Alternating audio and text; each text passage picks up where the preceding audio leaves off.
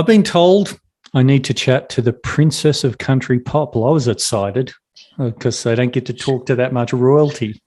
But Jade Holland is here. How are you, Jade? I'm good, Dan. How are you? Not in Holland. No, no. Because my mother's Dutch, I'd be excited. Yeah. Where do you come from? I know it's a small country town. So I'm originally from, I say far north Queensland, but born and raised in Mareeba. If you tell anyone that, I'll kill you. No, no, it's I love it, but it's just one of those small towns that I felt tried to hold me back at one point in my life. Can you spell it? Can you spell it? Where is it? Mareeba. It's far north. It's west of Cairns. Oh, I was up in Port Douglas mid last year. Mareeba. Here, look, Beautiful. I found it. Yeah. So I'm from far north Queensland. I lived in Townsville for a bunch of years, probably about 12 years or something like that. So there it is. Yeah, there we go. That's it. What I want to find out is what's to do in and around Mareeba. That's why I brought up the wiki. They've got the sugarcane fields. You've got the coffee farm, which is pretty cool. I think it's called Skyberry Coffee. You've got Emerald Creek Falls, which are beautiful. Wow. Yeah. We went up to Cape Tribulation. Where is it relative to that? From Port Douglas? Cape Trib, I believe, is like a northwest vibe. We used to head up there. I should know because we used to head up there as kids every single weekend to see my auntie and uncle. There's nothing really up there except for your auntie and uncle and a nice beach. Yeah, and a bunch of crocodiles. Yeah, a nice beach you can walk along, but don't go for a swim because you might end up as crocodile lunch. Yeah, but anyway, here's Mareeba heritage listing. There's 2 heritage listed buildings, so that's cool. Climate is far north Queensland. That's boring. We know that. I'm just looking for amenities. There's CWA, and there's a church, and there's also a mosque, which is lovely. Yeah, and lots of radio stations. Yeah, for a little town there is, isn't there? Yeah, I mean, in and around. So Mareeba, well, fantastic. And I guess Mareeba has coloured your music. It did, yeah, really. We grew up in the bush up there. So basically mum and dad were city folk from Sydney. So they didn't have the slightest clue how to live in the bush. They bought 5 acres of property and a little timber shack. And the rule was when we were kids, if you jumped in the house and you put a hole in the floorboard, you fix it yourself. It was very kind of like we were all learning to be country folk, essentially. Like my brother and I were born there, but Mum and Dad didn't have a clue, about snakes and spiders and the bush. We had wild boars come up from the creek and things like that. So I think as a kid, I thought my parents were torturing me, making me live so far away from my friends, but I would give anything to go back there now. It was just a piece of paradise. It was beautiful. We saw some cassowaries while we were up there. So we just stopped somewhere and thought, just on the sort of map might be a good place to see some cassowaries because, that's a good thing to do while you're up there. So we parked in the parking lot and I turned to my wife. I said, I wonder if we'll see any cassowaries. Oh, there's some. Oh, really? Like, dad and 2 chicks just walked past us about, I'm not kidding, 10 metres ahead of us, just like walked. I've never seen a cassowary and I've been up there like a million years. I wonder if we'll see some cassowaries. Oh, there's some. Right there. Oh, that's incredible. Yeah, we had a great time up there. As soon as I got my feet on the ground, I started to look for real estate. Yep. Because I come from Central Tablelands of New South Wales, which is lovely, but it can be cool. Yes. So let's talk. Cool is a good way to put it. Let's talk about your music. Fight For It was a big one for you, but I guess you're hoping the latest single, Summertime Sunshine and You, is going to be just as big or, enjoyed just as much, is another way to explain it. Yeah. Fight For It was a bit of a different single for me to put out because it was for a cause, and I wasn't sure how that would be received. I think it was received incredibly well, and especially during, COVID times and things like that. And this song actually I wrote at the very beginning of COVID, and I feel like I was trying to manifest how we get out of COVID. I was saying to myself, we're only going to be in this situation of lockdown for a month. We'll be fine, and then we'll be out of it, and we'll be back to touring in no time, and then 2 years later we're still figuring it out, So I think it was a combination of me manifesting what I wanted, and I talk about this quite openly, Dan, because I was single for 5 years. I was just unlucky in love, and you name the toad, but I kissed them. And I kind of I think this song for me was, it was, again, like a manifestation of me going, you know what, I've had enough. We're in the middle of COVID. I was feeling lonely. I wanted something different, a change in my life. And so I just made it happen, I guess. Yeah, and great. I've sat down with so I'm engaged now. Oh, wow. So I'm married. But I sat, yeah. It's very exciting because it was, thanks for that. You can teach me about married life in a sec. It's kind of like, I don't know. I think I just put it out there, and I wrote it with some friends of mine in Nashville. We did this concept, the whole Zoom, right, at like we're used to now. It's a normal thing for us. And it was just a really special thing to do, and I think my friends in Nashville, it was a weird time because never in our lives have we been in the same situation at the same time, whether it's summer over here, it's winter over there. But of course we were all in lockdown, like the world was in lockdown. So it was a very weird stage for us to be in, but all at the same time. So it kind of made it a little bit special.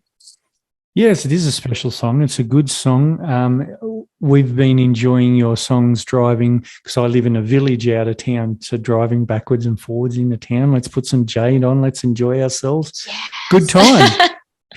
But Dave and Bruce were your co-conspirators on writing that one. Is that right? They were, yeah. I've written a bunch of songs with them, and I just love their vibe. So Dave, whose nickname is Messy, which is quite good for him because he's quite a messy guy. His studio, there's just crap everywhere. It's amazing.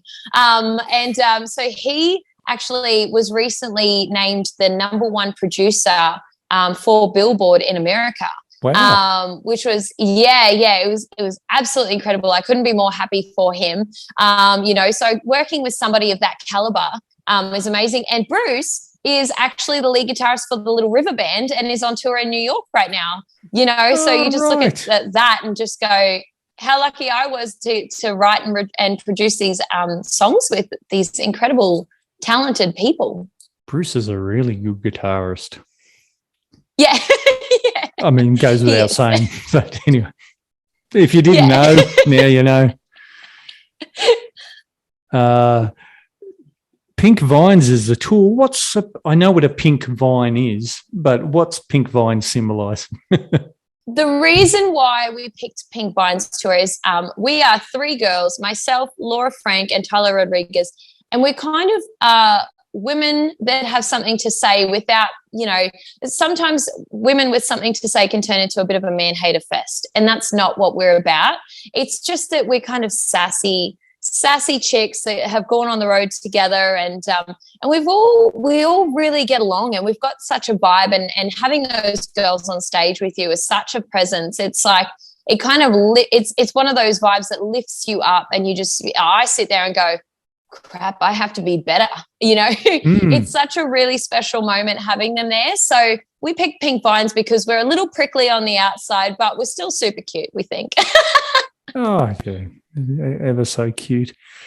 Who influenced you early on with your songwriting? That's a good one. So as far as country music is concerned, the Dixie Chicks, or the Chicks, so they like to be called now, are a huge inspiration to me. I loved what they wrote about when they had the big situation go down with, one of their singers speaking out against the president, which was George W. Bush at the time. And then when they wrote their comeback album after that, that's a pretty big deal to be able to do that after the president's just told you to basically shut up, for lack of better words.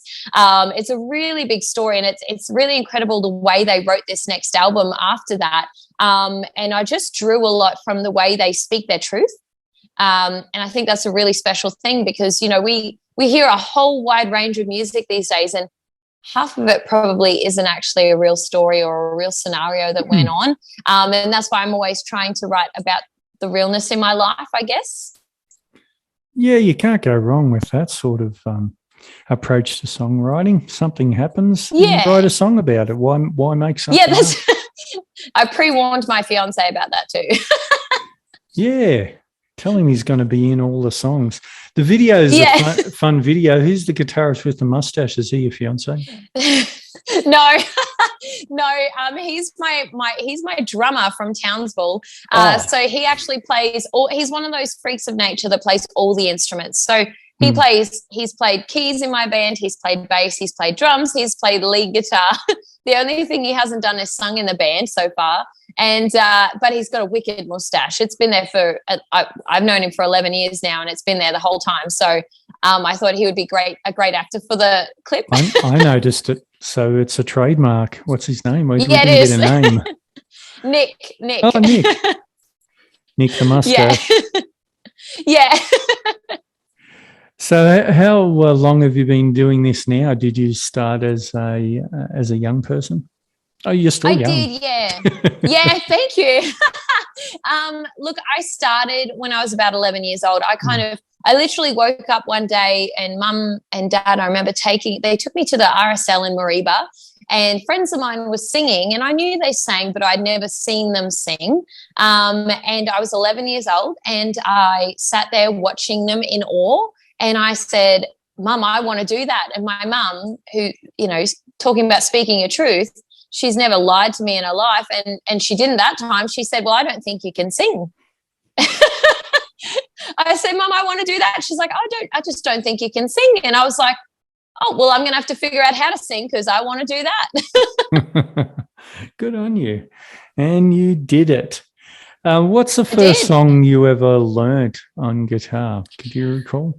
Okay. Yeah, it was Casey Chambers, The Captain, because as a kid, I grew up on my parents' influence of music, which was like Led Zeppelin, ZZ Top, Metallica, Shania Twain a little bit. That was their introduction to a little bit of country, a lot of Sheryl Crow and things like that. And so my introduction, I didn't have a lot of country music. Obviously, Shania's in there, but when I say Shania, it was like one song that they were introducing me to. And then I started to learn country music, and the first song I ever learned on guitar and to sing was Casey Chambers' The Captain. Oh, yeah, I don't think I've ever tried to play that one, but maybe I have. I think I learned classical guitar to start off with. I think my first like pop song was Hide Your Love Away by the Beatles. Oh, wow. Yeah. You can get to play it very much because it's 3/4. Bing, jing, jing, bing, jing, jing. So people don't generally like those very much. But it's not a big thing these days. I'm lent towards 3/4 all my life, and I don't know why. Because it's hard to dance to unless you're waltzing. Yeah, that's right. I feel like maybe that's why people shy away from it these days. But I'll be honest, if you listen to like some of the recent country music coming out of Nashville, there's a lot of 3/4 in that. It's like making a comeback. Well, you're on the cutting edge of what's coming out of Nashville. I wouldn't know too much about that. I'm just trying to keep up with a little bit of everything. Yeah. And so you've got this tour of predominantly southeast Queensland, isn't it? Or in that area, yeah. Yeah, it is. And when are you planning to come down this way? You're too scared. Don't be scared. We'll have banana benders down. No, I'm not scared. Here. I want to. I want to get down there so bad. You know, I think we've just been waiting for, you know, I guess the COVID situation to ease up, and now the flooding situation. Yeah, it's like one thing after another. It is. It really is, you know. So I think I know that we're sticking to Queensland and southeast Queensland just for the time being for a couple of months. And then my manager said the second that he feels like the timing's right, we're on the road. We're there. Great, fantastic. We'll really look forward to seeing you down here. Now, Summertime Sunshine and You is the single to buy or at least listen to if you haven't got $2.19, which is what they cost on Apple Music. I don't know what they cost anywhere else. But it would be well, great if you have got a spare $2.19 to purchase. Would be fantastic. I don't know how much of that you get, Jade, but hopefully a bit. And I think we get about 3/4, which is good. Hey, that's not bad. I might become a pop star again. Do it. Or try to. Do it. At 52, that'd be quite an effort, I think.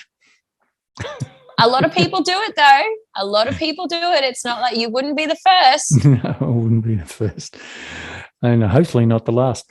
Well, Jade, thanks so much for spending some time with us. It's been great to hear about your career thus far, although we didn't delve into every little nook and cranny. We can maybe do that next time.